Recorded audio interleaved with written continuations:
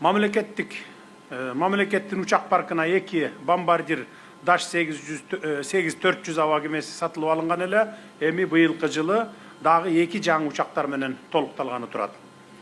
Мына ушундай жакшы саамалыктарды улай, бүгүн биз бул жерге Ош эл аралык аэропортунун жаңы аэробекет комплексинин курулушун баштоо үчүн мезгил кутусун салганы турабыз.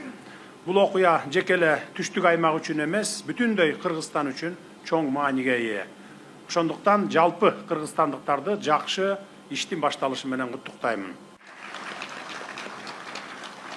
Ардактуу агайын туугандар, бул окуя бүтүндөй Кыргызстан үчүн чоң мааниге деп баса белгилеп жатабыз. Эмне үчүн дегенде, анткени Ош эл аралык аэропорту Кыргызстандагы жүргүнчүлөрдүн агымы боюнча 2-нчи орунда турган ири аэропорт.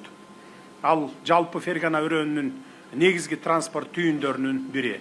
Тагыраак айтканда, бул аэропорт Кыргызстандын түштүк аймагынын тургундарын гана эмес, Борбор Азия, көз карандысыз мамлекеттер шериктештиги, жакынкы чыгыш өлкөлөрү жана башка региондордун ортосундагы маанилүү байланыштарды камсыз кылат. Бүгүнкү күндө аэропорт Airbus A320, Boeing 737 жана алардын аналогдору болгон заманбап учактарды кабыл ала алат. Демек, аэропортубуз эл аралык деңгээлдеги атаандаштыкка жөндөмдүү экенин көрсөтүп турат.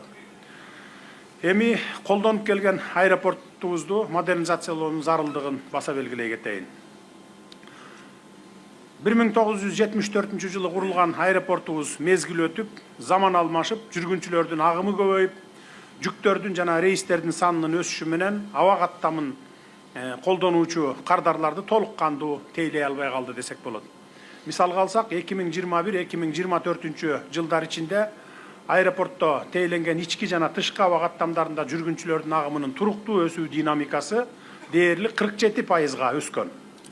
Башкача айтканда, жүргүнчүлөрдүн саны жалпылап айтканда 4 миллиондон 6 миллионго чейин чыгып кетти. Жаңы аэробекет комплекси буюрса аэропорттон саатына 900 жүргүнчүнүн учуп конуусун тейлөөгө мүмкүнчүлүк алат.